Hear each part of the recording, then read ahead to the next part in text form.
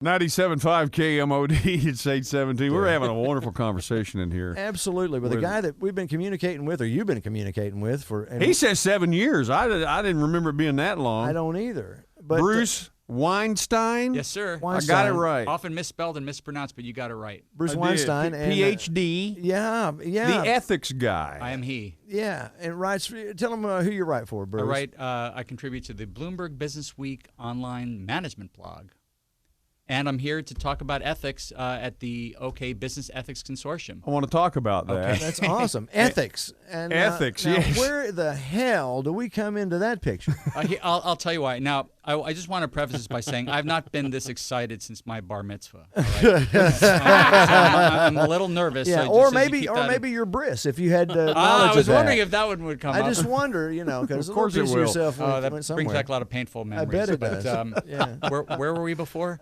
You were talking how I about got ethics. yeah. Well, the thing is, it's really not out of place for someone calling himself the ethics guy to want to talk about Roy D. Mercer, because I think your humor is ethically intelligent, and I'll tell you why. Well, God bless you. Folks like the Jerky Boys, Don Jameson, these telemarketer pranksters. But we don't know their names. Well, The jerk what? Boys? yeah, exactly. Yeah. But the thing is, they don't let the people in on the joke at the end. So to me, it comes off as being mean-spirited and not funny. Absolutely. I agree. But you guys let people in, and they almost always laugh and have a good time. Now, the coffee shop woman, she never called me. No, right? no. And a couple of folks you call in other countries. No, they don't call back. There's been a couple that we have been really afraid that we left them hanging, and would not answer the phone back again. So it's like, we've got to let these people know that it's a joke. It's not real. And there were some people in south of Fort Smith that actually had policemen out at their business. Yes. And, because we couldn't complete Getting ready for a 55-gallon of whoop ass. Yeah. And we were real nervous about that. We couldn't get them back on the phone. Right. Oh. Eventually we did later in the day. We, continually tried to call. And obviously they didn't think it was real funny. No. They wanted us to be arrested. They were pissed. But most of the time, you're right. That's the way.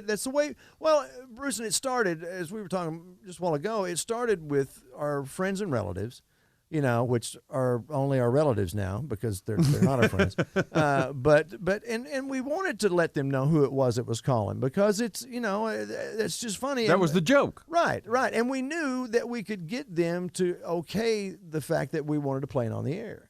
And then after that, it just became just kind of randomly, try to figure out. And then there were people that would fax us and request us to call whomever, and it just kind of went from there. But the thing is that gets me is that not only do you let people in on the joke, but you're just so funny. I mean, the things you come up with.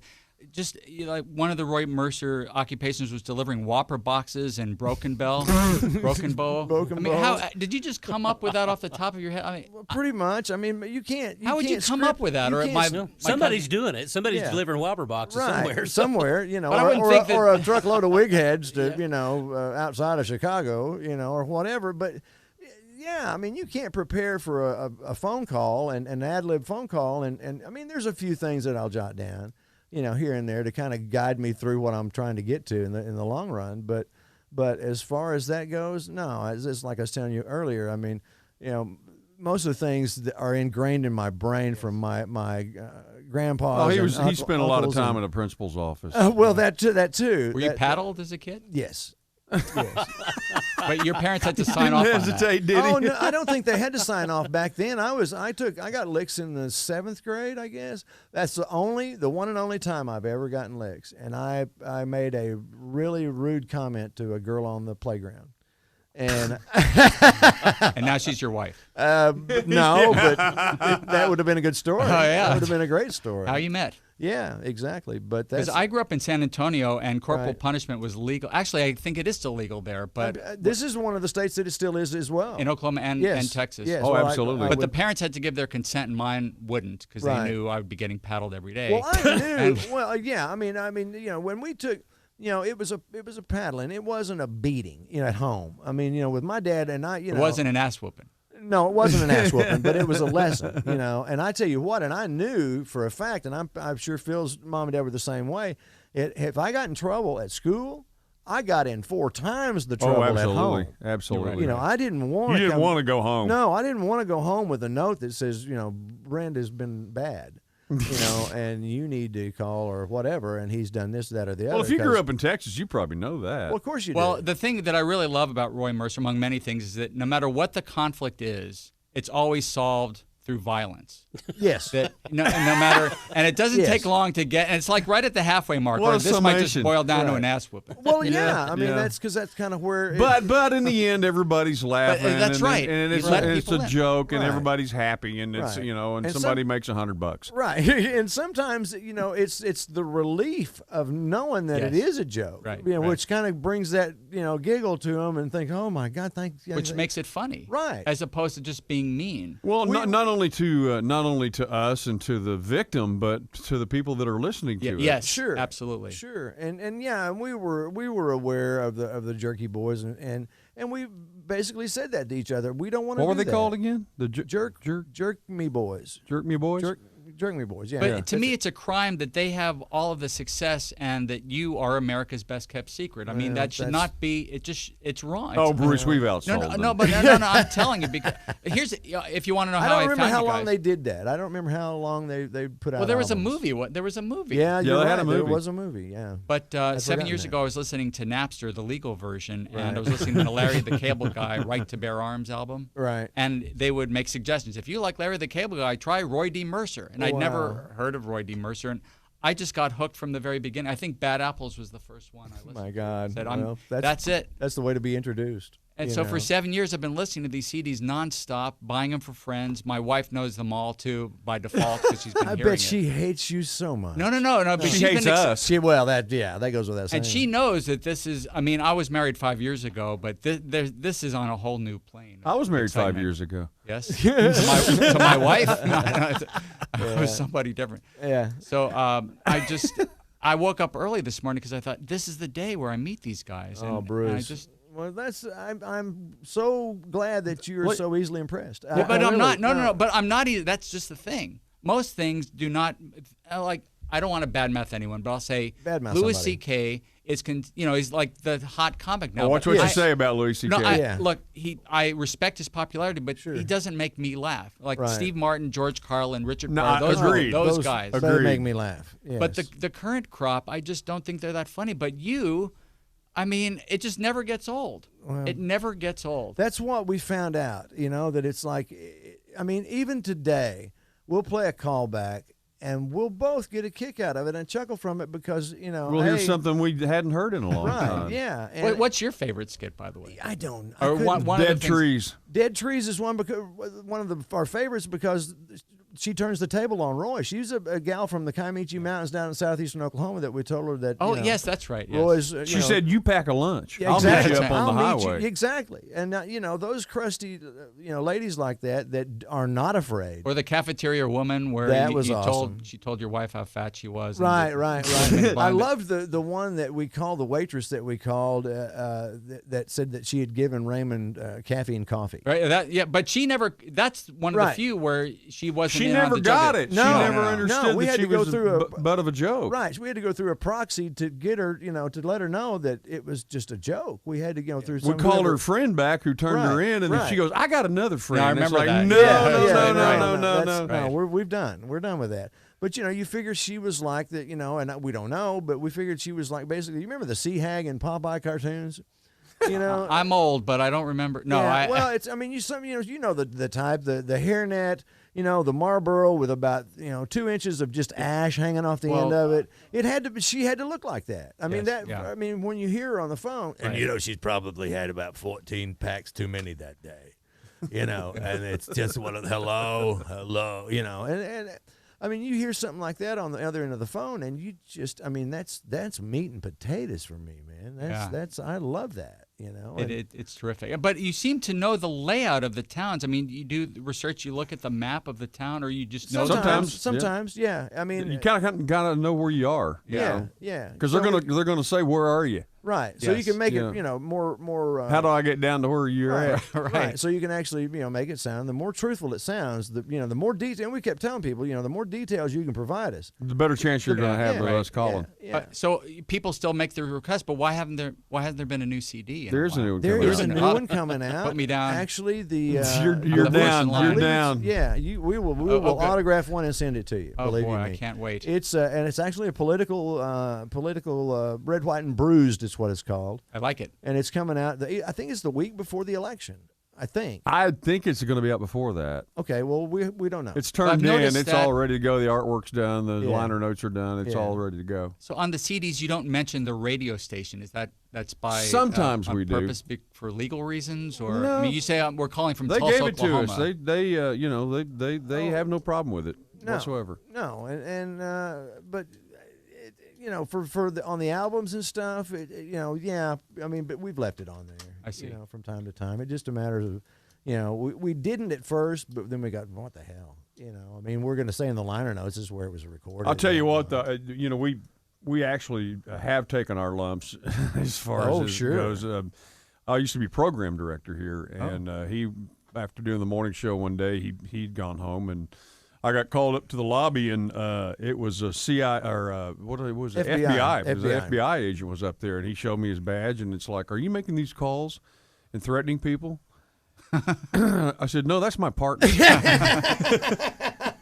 And turned out somebody had just set him up. I figured, right? Yeah. Because But I had I didn't sleep well that night. No. but At no all. one's, there was no one's something- ever actually done physical damage to you. No, No, because we it's a joke. We let them in on the Yeah, joke, and yeah. there's I'm Midwestern sure, sensibilities, man. That's what Yeah. it's all about. Yeah, and it's I'm not sure- about being yeah. a jerky boy and being Right. on the East Coast and right. hanging up on people and laughing. It's Right. It's not. It's just that's mean. what kids do. No, Right. it is. It is. And I actually have been thinking about all the people in my life I would like to pull a Roy D. Mercer on. And there's only one person I can think of who would actually consider gonna it fun. give him a call. Not that they wouldn't think it's fun. That they Right. think they would be offended. And Well- they wouldn't play. Like my mother-in-law, I think she.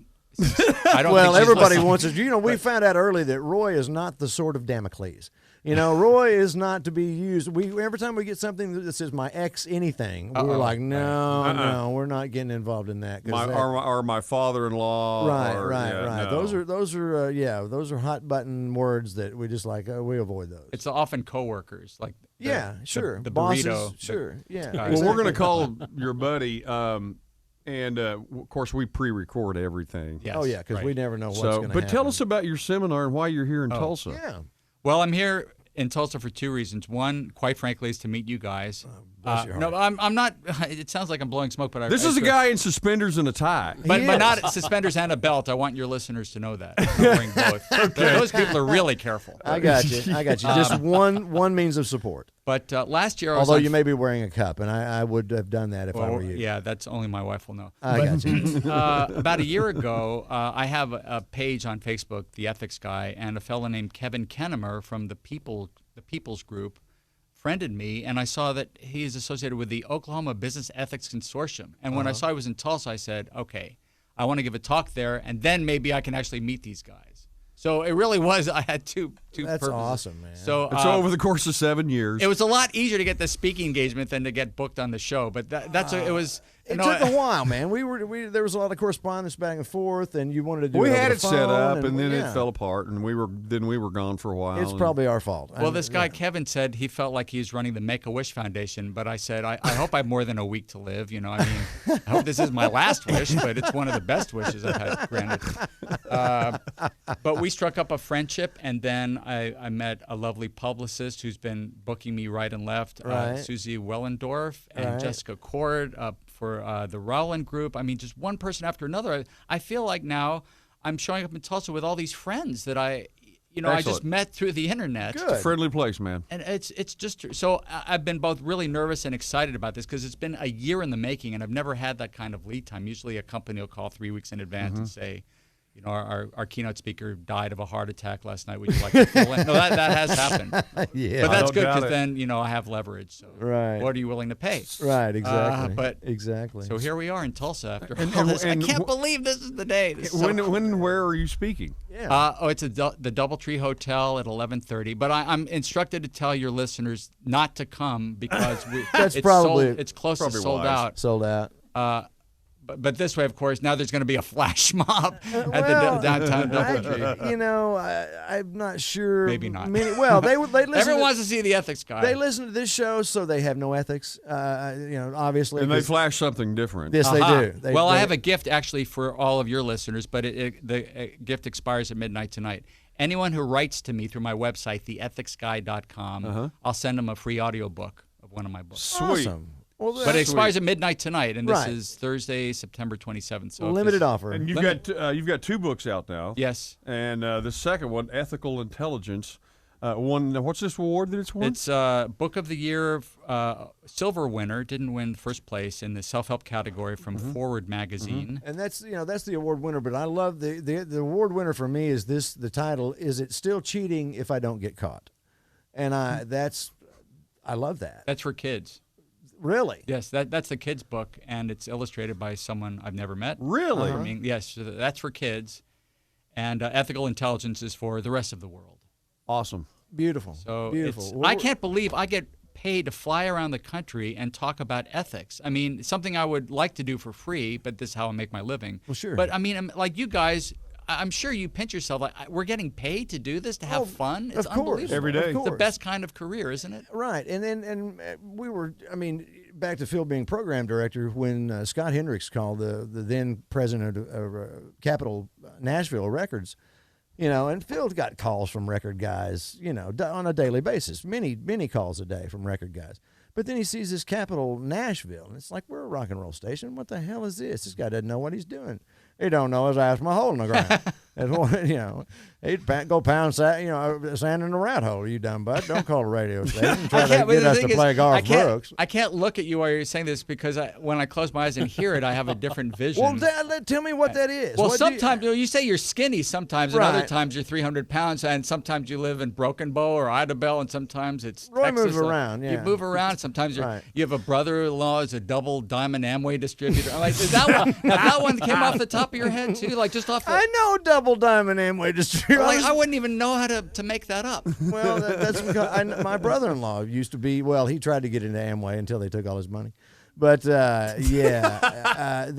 it's just life, man. It's just you conjure up and you try to remember those things that came through your life. But anyway, so Scott, Phil calls Scott and Scott's like, I got a bootleg copy of a tape because we did our first 2 albums were self-produced. We sold them here in town out of an auto parts store. How big a boy are you? Volume 1, Right, 2? right. And that's they bought right. those lock, I stock, sound and- like a groupie. It's No. kinda It's creepy. just We great. kinda It's- like it. We you don't know. But how it much. is kind of creepy, Bruce. It's starting to get that way. But yeah, they took those albums, just like they are, and put them out like that. But we were blown away. It's like, you got to be kidding me. They're going to pay us and put these things out on a national, a worldwide level. And we talk about pinching each other. We've done that, now since '96, I think. 96 is when Capitol took them over. Right. Yeah. Since Capitol. And We started in trucker, it's 94. popular with truckers, so at truck stops they're sold. Right. At truck stops. We did several interviews and some phone calls for trucker radio, overnight trucker. Was it a satellite deal? Is that, Yeah. For those people back in the day, it's been years ago. But yeah, truck stop. In fact, hell, they were still selling cassettes. And right. then they had But not Capitol- 8-track. You're not on 8-track. No, we would like to be. But and of course Capitol put out different compilations of stuff, and we would end up on a cassette with some of the other guys that did comedy or country comedy or however it Jeff was. Foxworthy and Right, Jeff right, McDowell. and Don't say that and word. yeah, well, Jeff's Oh. coming to town, but whatever. No, we don't care. No, we He should warm up for you, I think. Uh, I'm going to get a call from the Foxworthy people. Well, we're going to make Yeah. your phone call, Bruce. And Yeah, we again, are. Thanks for being here. It's been quite an honor to talk to you. Absolutely. Guys, you have no idea. and how- whatever you need us to do, whenever you need us to do it, you just call. Okay, we will not wait 7 years between now and the time that we talk to you Thank you so much. again. Well, I consider you two new friends, and thank you Absolutely. so much for having me on your program. TheEthicsGuy.com, right? TheEthicsGuy.com. Anyone who writes to me by midnight tonight will get a free audiobook. Very good. That's really cool. Bruce, thank you so much. It Thanks, was a pleasure. buddy. Oh, a pleasure. gosh. And Brent, we'll Phil. do this. We'll do this call, and we'll get it on the air soon. Okay. Man. All right. Wait. It's 8:37 now.